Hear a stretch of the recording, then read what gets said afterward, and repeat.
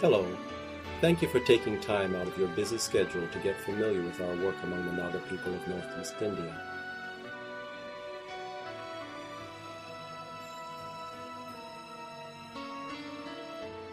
I'm actually sitting in front of a webcam in my parents' guest bedroom in Damascus, Oregon right now. That's where I'm staying while I wait the required 2 months before I can apply for a new visa to return to India. But the scenery isn't that interesting, so I'll keep showing you scenes from Nagaland instead. The ministry that God has prepared us for is a threefold ministry, teaching agriculture, health, and the gospel in such a way that the blessings of the kingdom of heaven can be more fully experienced in this life, and characters can become more fully fitted for the future life. Before I tell you about the wonderful blessings that are already unfolding in Nagaland in response to our simple efforts there, I'd like to share with you a brief personal testimony. I was born on the 22nd of October 1959 on the island of Bermuda. My father was the son of immigrants to Bermuda from the island of Grenada, West Indies. My mother was a Transylvanian Saxon, born in Romania and transplanted to Germany during World War II. In those days, there was a lot of prejudice against West Indians by Bermudians, and that was half my heritage.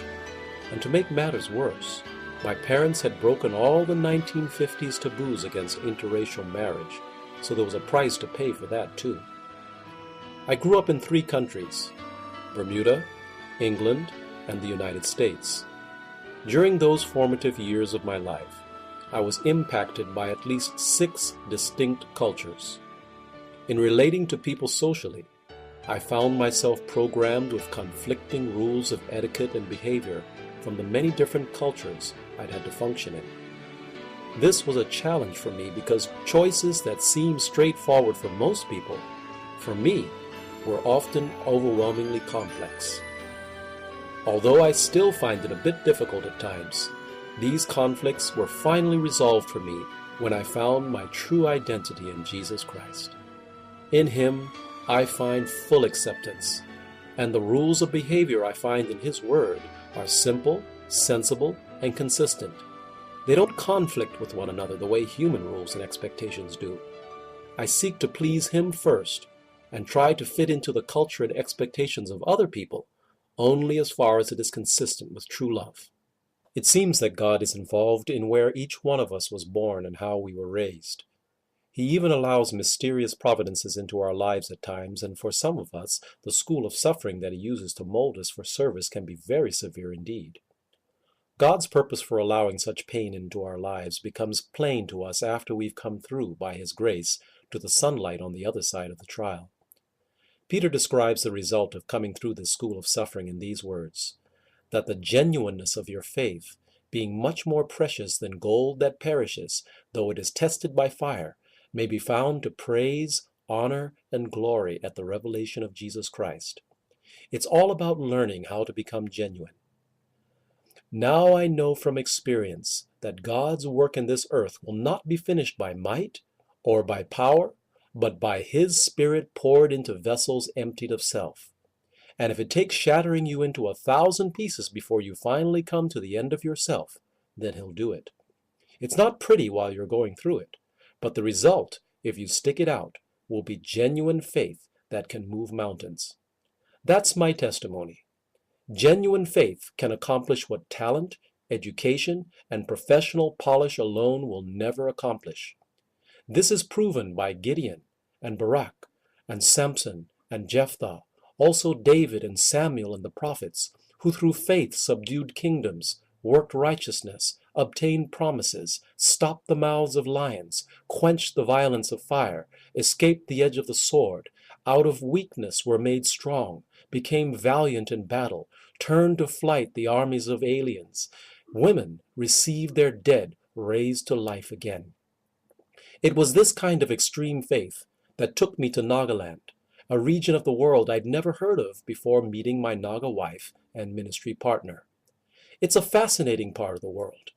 The Nagas are a Mongoloid people who settled in a beautiful region south of the Himalayas, sandwiched between Bangladesh and Myanmar. The area is also settled by the Khasi, Garo, and many other tribes that are ethnically unrelated to the Naga tribes. The British connected this diverse tribal region to India by a narrow corridor of land to the north of Bangladesh. This connection has not been appreciated by many among the tribes of the Northeast, and there has been a long-standing underground militancy among most of the tribes of the seven sister states of the Northeast with the aim of securing independence. Ceasefires have been in effect for years now, and the borders of some of the states were opened up to unrestricted foreign travel. But at the time of my arrival, a restricted area permit was still needed for me to enter Nagaland. Now, since this past January, the Indian government has abolished the restricted area permit for Nagaland and neighboring Manipur. Travel by foreigners in and out of the state is now unrestricted. Before my arrival in India, I had been able to give health counsel and natural remedies instruction that brought heaven's healing to one of my wife's younger brothers who has slipped away from the church. As a result of the impression that was made by this demonstration of God's healing remedies, it was an easy matter to begin opening our newly rented apartment up as a home-based lifestyle center soon after the wedding in January of 2011. This was an immediate success, and it proved that 100% self-support is possible for my wife and me. Even more exciting than that is the ease with which we can teach other Naga Church members to also become fully self-supporting gospel medical missionaries.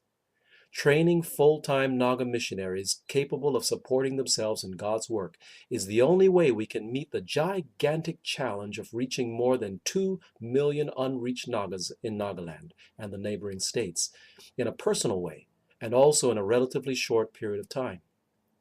The history and character of the Naga people convinces me that once they are equipped with the knowledge and practical skills to be able to duplicate and multiply the work that my wife and I have already begun, they will make a mighty and fearless army of laborers for God.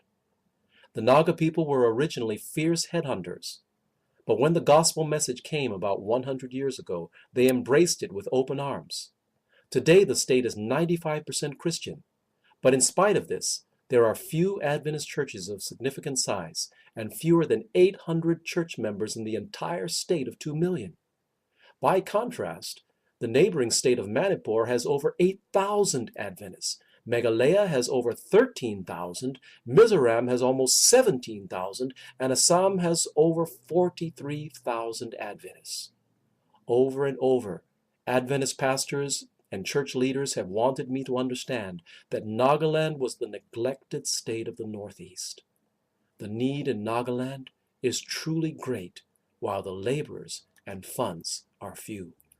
Writing to the churches of the USA, Pastor Moses Shimray, the director of the Nagaland region of Seventh-day Adventists, says, "We have been deeply grateful for the arrival of Brother Ian Jones. He has been working with us as a self-supporting missionary together with his Naga wife. His weekly newspaper column in one of Nagaland's leading newspapers is already making an impact. We trust that God will continue to bless his efforts to reach the unreached and that a harvest of souls will be the final result. Right from the start, I went to India with the purpose of pioneering a self-sustaining gospel health work without taking a penny from a sponsor. But there are some things that no one can do alone. Just as our home-based lifestyle center was taking off with a growing waiting list, and with the last of our cash already invested in the work, we discovered that we had been given wrong information about visas and residency. I had no option but to return to the U.S. to renew my visa. What a call to prayer! What an opportunity to exercise the faith of Abraham. And God did answer our prayers. In a land where the vast majority knows only deep poverty, the needed money came. Although I am still impacting the entire state of Nagaland through the weekly health and healing column, we could be accomplishing far more if we were physically there. For that, we're going to need some short-term help to get back and get reestablished. To meet this need, we've set up an online fundraising event. Here are the 3 simple terms for this event. 1. We commit to use all donations for the particular item they were earmarked for unless you tell us otherwise. 2. All funds will be held in trust by our payment processor in Germany until the entire fundraising goal is met. That is their policy. They will not release any funds to us until the entire event is sold out. 3.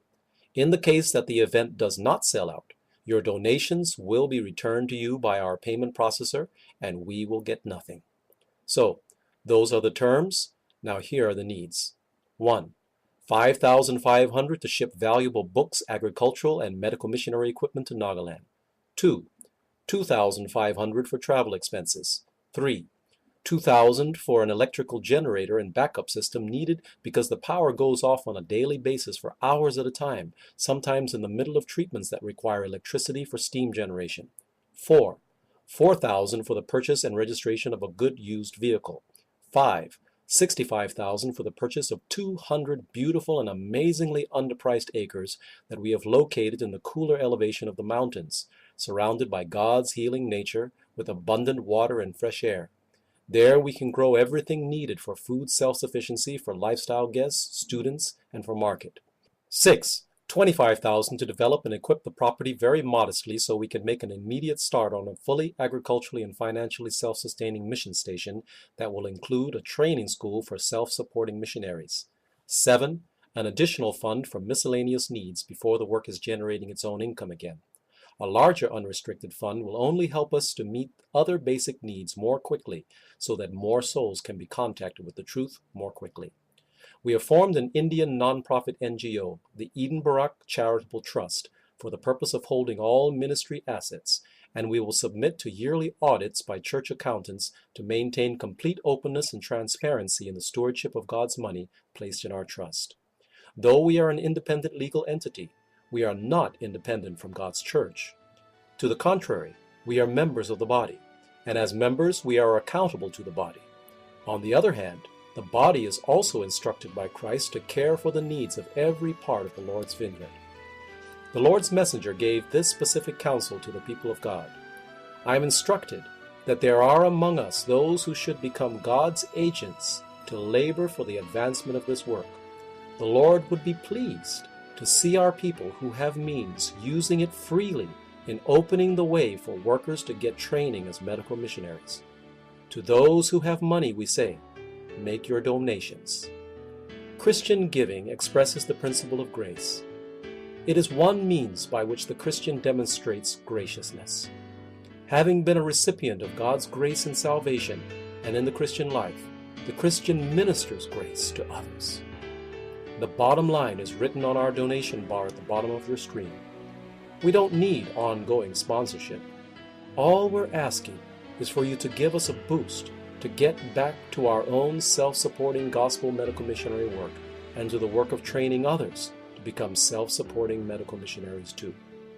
To accept your donations, we're using the payment processing services of amiando.com, a German-based online event planning service, because it's completely free to us. You'll be able to donate as little as $20 to one or more specific funds, but that small donation will be multiplied by thousands of other donors from around the world, and the work of God in Nagaland will move forward with all its needs supplied. Our God is able. May God bless you richly as you graciously give to advance the cause of God in Nagaland. Precious Father in heaven, every day my Naga people and your Naga people are dying for lack of knowledge.